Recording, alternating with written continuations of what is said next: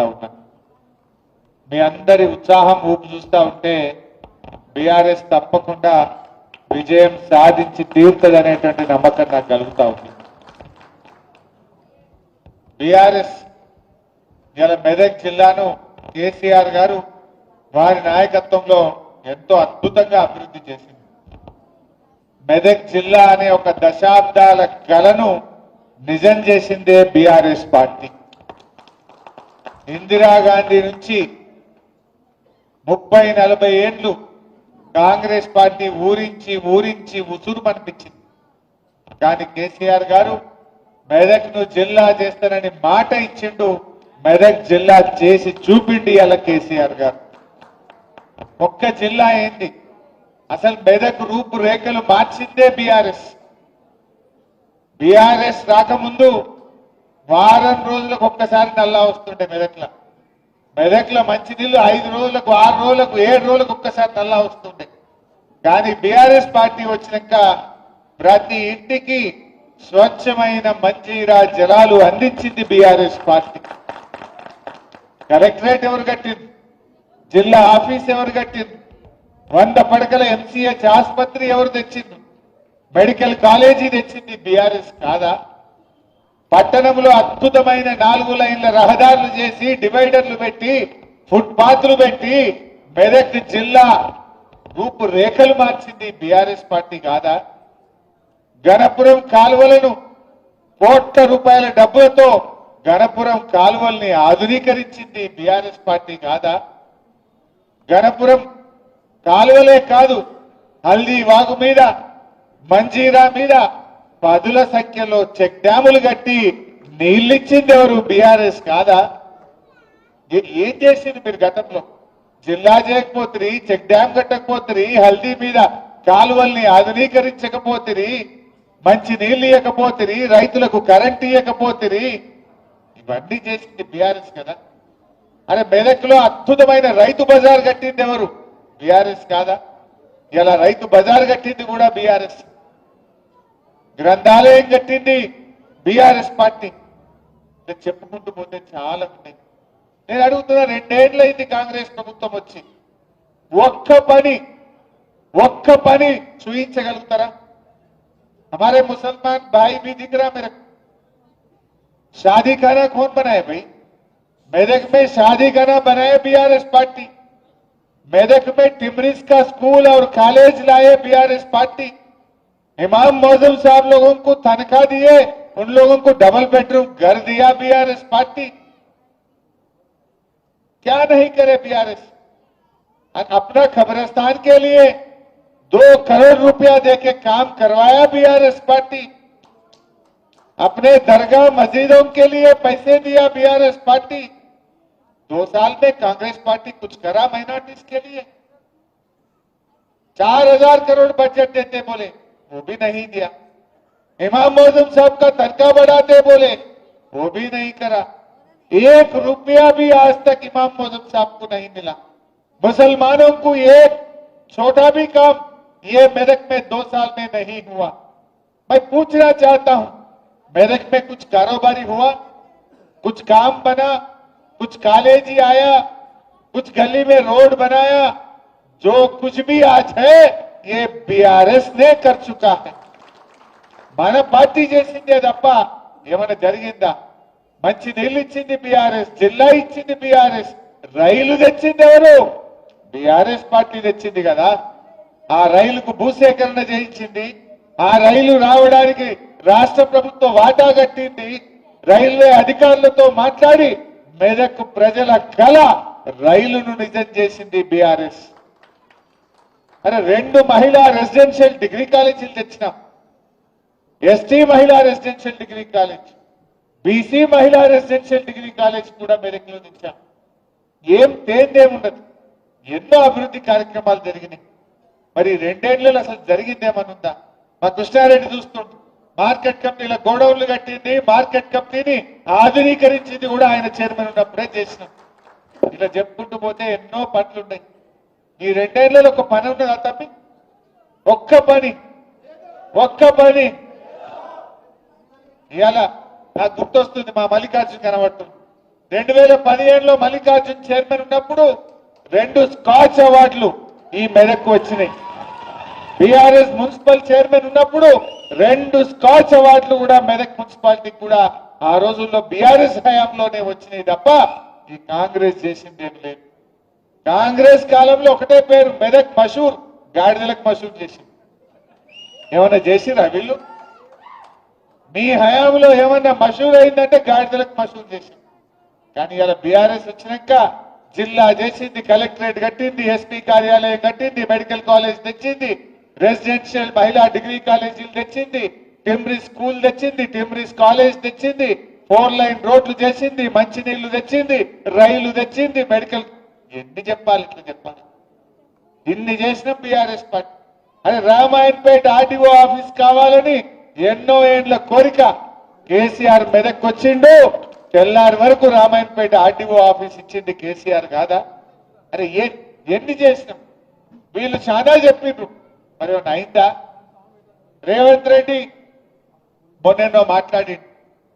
మనమట signal card ఎవరన్నా line దాటితే నీ బ్యాంకులకి వెళ్ళి డైరెక్ట్ అకౌంట్ లో పైసలు తీసుకుంటారట. సార్ చూసిరా మీరు?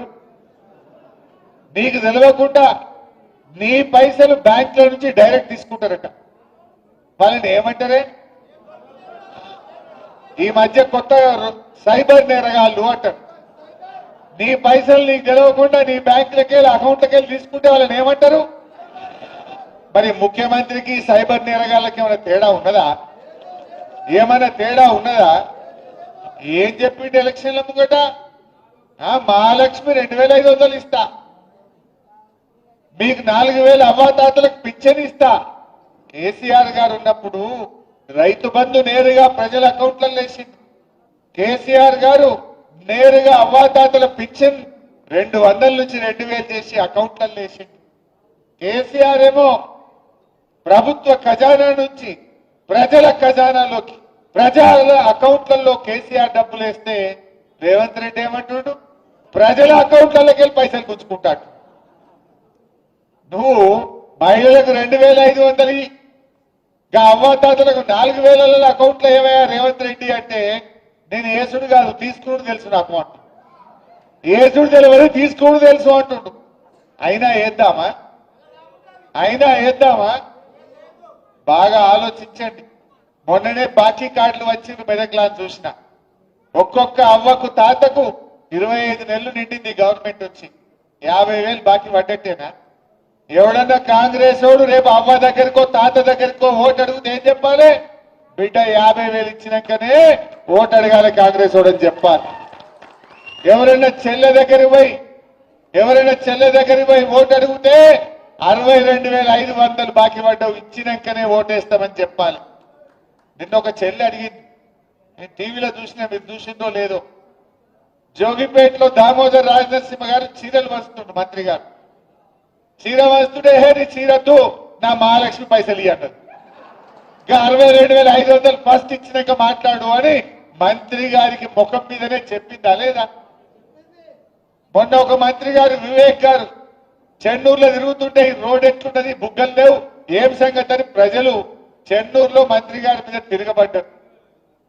బట్టి విక్రమార్క ఉప ముఖ్యమంత్రి గారి మీద మదిరల మహాలక్ష్మి సంగతి ఏంటి చెప్పు అని మదిరలో ప్రజలు ఆయన మీద, ఉప ముఖ్యమంత్రి గారి మీద తిరగబడ్డారు. ఇవాళ పొద్దుగాల ఇంకో మంత్రి పొన్నం ప్రభాకర్ హైదరాబాద్ లో తిరుగుతుంటే జనం పొన్నం ప్రభాకర్ ను నిలదీసినటువంటి పరిస్థితి. కాంగ్రెస్ పరిస్థితి ఏంటి? మంత్రులను, ఉప ముఖ్యమంత్రిని ఎక్కడికక్కడ ప్రజలు నిలదీస్తున్నటువంటి పరిస్థితి ఉంది. ఓపిక పట్టిండ్రు, 1 సాల్ 2 సాల్ 2 ఏళ్ళు ఓపిక పట్టిండ్రు. ఇప్పుడు నిలదీసే పరిస్థితి మనం చూస్తా ఉన్నాం. అంటే ఇక ప్రజలు నిలదీస్తున్నారని డైవర్షన్ టాక్టిక్స్. నిన్న నాక్సిక్ నోటీస్ ఇచ్చిండు, ఇంకా ఇయాల్లో రేపు కేటీఆర్కి ఇస్తాడు. గంతే కదా నువ్వు ఇచ్చేది, వచ్చిందా? గంతే చేస్తాడు. ఎందుకంటే కేటీఆర్ గారు ఒకవైపు గట్టిగా నిలదీస్తుండు, ఇంకొక వైపు నేను అడుగుతా ఉన్నా, సమాధానాలు లేవు. నీ బొగ్గు కుంభకోణంలో నీ బామ్మర్దికే నువ్వు సాయం చేసినావు, నీ సంగతి ఏంటంటే దాని మీద సమాధానం లేదు. సిట్ నోటీసులు పంపుతుండే, ఇక ప్రేమలేఖలు. భయపడతాం అనుకుంటున్నావా? నువ్వు ఎన్ని నోటీసులు ఇచ్చినా బిడ్డ నిన్ను ప్రశ్నిస్తూనే ఉంటాం. మహాలక్ష్మి ఇచ్చేదాకా అడుగుతాం, రైతు రుణమాఫీ అయ్యేదాకా అడుగుతాం, నువ్వు అవ్వాతాతలకు 4000 ఇచ్చేదాకా అడుగుతాం, నువ్వు తులం బంగారం ఇచ్చేదాకా అడుగుతూనే ఉంటాం. పిల్లలకు ఎస్సీ ఎస్టీ బీసీలకు ఫీజు రియంబర్స్మెంట్ డబ్బులు ఇచ్చేదాకా రేవంత్ రెడ్డి వెంట పడుతూనే ఉంటాం. నువ్వు ఎన్ని నోటీసులు ఇచ్చినా, నువ్వు ఎన్ని అటెన్షన్ డైవర్షన్లు చేసినా నీ వెంటనే పడతాం. ఏందన్నట్టు మనం మున్సిపల్ ఎన్నికల్లో పనిచేసుకోవద్దు, ఇక ఈ సిట్ నోటీసులు ఇచ్చి దాని చుట్టే తిరగాలి. నీ బామ్మరిది బొగ్గు కుంభకోణం బయటకు రావద్దు, ఈ సిట్ నోటీసుల మీద డైవర్షన్ పాలిటిక్స్ చేయాలి. నడవ ఈ డ్రామాలు జనంకి అన్ని అర్థమైపోయినాయి. నువ్వు ప్రజల్ని మోసం చేసినావు, పైసలు లేవని ఒక దిక్కంటాడు, ప్రత్యేక విమానాలల్లా విదేశాలు తిరుగుతున్నాడు, ఢిల్లీ తిరుగుతున్నాడు. ఈయన ఫుట్బాల్ ఆడడానికి స్టేడియంలు కట్టుకుంటున్నాడు. ఈయన ఫుట్బాల్ ఆడడానికి సింగరేణి నుంచి 10 కోట్ల రూపాయలు తెచ్చుకొని ఈయన ఫుట్బాల్ షోకులు నెరవేర్చుకుంటుండు. మొన్న 100 కోట్లు ఖర్చు పెట్టిండు ఫుట్బాల్ మీద. 100 కోట్లతో 10 స్కూళ్లు కట్టకపోదుమా? పైసలు లేవంటావు, నీ ఫుట్బాల్ కోసం 100 కోట్ల రూపాయలు ఖర్చు పెట్టవా రేవంత్ రెడ్డి? నీ షోకుల కోసం ఖర్చు పెట్టవా రేవంత్ రెడ్డి? మనం చూస్తలేమా? నిన్న మొన్న వాటాల పంచాయతీ పడి మంత్రులే ఇవాళ కొట్లాడుకుంటున్నారు, వాటాల కోసం రోడ్డు మీద పడతా ఉన్నారు. ఇవాళ అన్ని విషయాలు కూడా ప్రజలకు అర్థమైపోతా ఉన్నాయి. మీరు మెదక్లు నేను అడుగుతా ఉన్నా, వెనకడ కాంగ్రెస్ గవర్నమెంట్ ఉంటే గణపురం నీళ్లు వదలాలంటే జీపులు కట్టుకుని హైదరాబాద్ పోవాలి, హ్యూమన్ రైట్స్ కమిషన్ల కేసులు వేయాలి.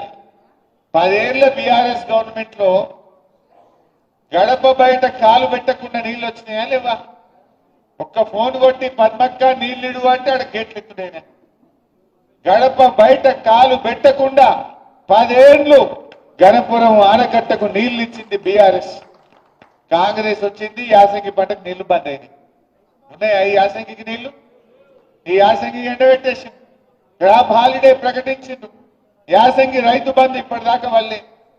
కేసీఆర్ ఏమో నాట్లకు రైతు బంధు ఇచ్చిండు, రేవంత్ రెడ్డి ఓట్లకు రైతు బంధు ఇస్తాం. ఇప్పుడు ఎందుకంటే మొన్న సర్పంచ్ ఎన్నికలు ఉన్నాయని ఓట్లకు పైసలు వేసిండు. ఇప్పుడు ఊర్లలో ఓట్లు లేవు కదా, ఊర్లలో బంద్ పెట్టిండి, ఇప్పుడు టౌన్లో సీరియల్ వస్తుండే. ఆయనకే తెలివి ఉందనుకుంటుండు. ప్రజలు నీకంటే తెలివైన వాళ్ళు రేవంత్ రెడ్డి, తెలివి నీకే లేదు, ప్రజలకు నీకంటే తెలివితేటలు ఎక్కువ ఉన్నాయి. ఆ ప్రజలు నీ గుణపాఠం చెప్పడానికి సిద్ధంగా ఉన్నారు అని మనం చేస్తా ఉన్నా. బాగా ఆలోచించండి. ఇలా మెదక్ అభివృద్ధిలో ముందుకు సాగాలంటే మన బీఆర్ఎస్ అభ్యర్థులు గెలవాల్సిన అవసరం ఉంది. కేసీఆర్ గారు ఎంతో ఆలోచించి కొత్త జిల్లాలు ఏర్పాటు చేసింది. ఇలా కాంగ్రెస్ వాళ్ళు జిల్లాలు రద్దు చేస్తారట. మెదక్లో ఎవరైనా కాంగ్రెస్ పార్టీకి ఓటేయడం అంటే మన జిల్లాను మనం వద్దనుకోవడమే. మన జిల్లా రద్దు చేస్తానన్న రేవంత్ రెడ్డికి ఓటేయడం అంటే మన ఏళ్ళతో మన కన్ను పొడుచుకోవడమే. మెదక్ జిల్లా ఉండాలనా పోవాలా? ఉండాలనా పోవాలా? ఉండాలంటే కారు కోటేయాలి, కాంగ్రెస్ చిత్తుగా ఓడగొట్టాలి. గప్పుడు మన జిల్లాల తెరువు రాడు. మన జిల్లా తెరువు రేవంత్ రావద్దంటే, రేవంత్ జ్ఞానోదయం కావాలంటే కాంగ్రెస్ పార్టీని ఓడించాలని చెప్పి నేను మెదక్ ప్రజలందరికీ కూడా ఈ సందర్భంగా పిలుపునిస్తా ఉన్నా. మెదక్ అయినా, నర్సాపూర్ అయినా, రామాయణపేట అయినా, తూప్రాన్ అయినా 4 మున్సిపాలిటీలు గులాబీ జెండా ఎగిరి తీరాలని చెప్పి కూడా నేను ఈ సందర్భంగా పిలుపునిస్తా ఉన్నా. నాకు నమ్మకం ఉంది తప్పకుండా ఈ 4 మున్సిపాలిటీలు కూడా బీఆర్ఎస్ గెలిచి తీరుతుంది. అసలు కాంగ్రెస్ వచ్చినాక మున్సిపాలిటీల్లో బుగ్గలు కూడా, వీధి దీపాలు కూడా వెలుగుతలేవు. చెత్త కూడా సరిగా ఎత్తుతున్న పరిస్థితి లేదు, కొత్తగా రోడ్ వేసిన పరిస్థితి లేదు. మొత్తం పారిశుద్ధ్యం లోపించింది. ప్రజలు డయేరియా, అంటురోగాలు, విష జ్వరాల బారిన పడి ఇలా నానా ఇబ్బందులు పడుతున్నటువంటి పరిస్థితి ఉన్నది. ఇంకా గొప్పతనం ఏంటంటే దీనికి మున్సిపల్ మంత్రి రేవంత్ రెడ్డి, ఆయన శాఖలోనే ఇంత దారుణమైనటువంటి పరిస్థితులు ఇవాళ ఈ రాష్ట్రంలో నెలకొన్నటువంటి పరిస్థితి ఉన్నది. నేను మీ అందరినీ కూడా కోరేది ఒక్కటే, దయచేసి అందరూ కలిసిమెలిసి పనిచేయండి. పార్టీలో కార్యకర్తలు మెరిట్ ప్రకారం మా ఫారూక్ హుస్సేన్ సాబ్ ఆయన పార్టీ మనిషి ఎవరి ముఖం చూడడు జో జీతా ఉनको టికెట్ మిల్తా వేరే వాళ్ళు దయచేసి నేను కోరేది ఒక్కటే ఎవరైనా రాకపోతే కాపాడుకుంటాం 2 ఏళ్ల తర్వాత వచ్చేది బీఆర్ఎస్ గవర్నమెంటే తప్పకుండా మార్కెట్ కమిటీలు ఉంటాయి ఎన్నో అవకాశాలు ఉంటాయి గ్రంథాలయ సంస్థ డైరెక్టర్లు ఉంటాయి ఆ కార్యకర్తలను కూడా కాపాడుకుంటాం సహకరించండి మనం జెండా ఎగరేయడం మనకు ముఖ్యం గులాబీ జెండా ఎగరడం మనకు ముఖ్యం ఎక్కడనైనా ఏదైనా రాకపోతే కూడా బాధపడద్దు పార్టీ మిమ్మల్ని కాపాడుకుంటుంది వాళ్ళు కూర్చున్నారు ఎదుటి వాళ్ళకు క్యాండిడేట్లు దొరుకుతలేరు వాళ్ళకు బీఆర్ఎస్ వాళ్ళు టికెట్లు ఇచ్చినాక మేము ఇస్తామంటున్నట నీళ్ళు ఎవడన్నా రానోడో అలిగినోడో గులిగినోడు ఉంటే ఎత్తుకపోదామని చూస్తూ పోతారా బీఆర్ఎస్ బిడ్డలు పోరు బీఆర్ఎస్ బిడ్డలు వస్తే దల్లాటరు రాకుండా గెలుపు కోసం కృషి చేస్తారు రాని వాళ్ళను కాపాడుకుంటాం వచ్చిన వాళ్ళను గౌరవించుకుంటాం ఎవరు కూడా తొందర పడద్దు దయచేసి భవిష్యత్తు మనదే అయిపోయింది అది జారుడు బండ కాంగ్రెస్ పని జారుడు బండ మీద పడ్డట్టే మంత్రులే నిలదీస్తుంటే ఎవరు కాడా ఊరు ఏడ పోతాడ మంత్రులు నిలదీస్తుంటే ఉన్నది మంత్రులు బయటకు వెళ్ళాలంటే పోలీసు వాళ్ళు ముంగడ జీపులు 4 ఎన్కరేజ్ పెట్టుకొని వెళ్తున్నారు వట్టిగా వచ్చే పరిస్థితి లేదు ఈరోజు అందువల్ల మనం కలిసిమెలిసి పనిచేద్దాం మంచిగా పోరాడదాం అందరం కలిసి మరి మన మెదక్ మీద గులాబీ జెండా ఎగరేసుకుందాం ముఖ్యంగా సురేందర్ గౌడ్ గారు నాతో ఒక్కటే మాట అన్నాడు అన్న మెదక్ జిల్లా మెదక్ జిల్లా మీద గులాబీ జెండా ఎగిరేయడం కోసమే నేను బీఆర్ఎస్ లోకి వస్తున్నా మా జగపతి అన్న మా మల్లికార్జున్ గౌడ్ కృష్ణారెడ్డి సురేందర్ గౌడ్ ప్రభురెడ్డి ఆంజనేయులు మా సీనియర్ నాయకుడు వీళ్ళందరూ కలిసి మెదక్ల బయలునాక ఇంకోటి ఎదురుగా మిగులుతాడా ఇంత మంచి నాయకులు అనుభవం ఉన్న వాళ్ళు ఇంత మంచి పేరున్న వాళ్ళు ఒక్క బీఆర్ఎస్ కుందరు తప్ప ఇంకో పార్టీలో ఉన్నారా మనోళ్ళు చాలా మంచి ధైర్యవంతులు బాగా చేయండి మంచిగా ప్రజలకు అందుబాటులో ఉంటూ మన బీఆర్ఎస్ పార్టీ చేసిన పనులను వివరించండి కాంగ్రెస్ మోసాలను మీ ఫోన్లలో చూపియండి బాకీ కార్డులు పంచండి ప్రజలను మరి ఎక్కడికక్కడ కాంగ్రెస్ నాయకులను నిలదీసే విధంగా ప్రశ్నించే విధంగా ప్రజలను చైతన్యవంతం చేయాలని చెప్పి ఈ సందర్భంగా నేను మీ అందరినీ కూడా కోరుకుంటూ మరి పార్టీలో చేరడానికి వచ్చిన మిత్రులందరినీ పేరు పేరున స్వాగతం తెలియజేస్తూ జై తెలంగాణ.